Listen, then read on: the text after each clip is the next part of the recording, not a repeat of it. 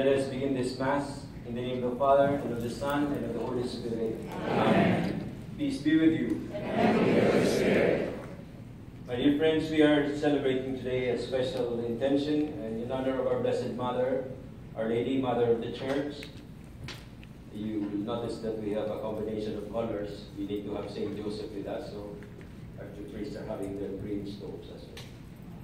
So we dedicate this Mass now in her honor, particularly our Blessed Mother, as she had been accompanying us through these years as the prayer group under her name.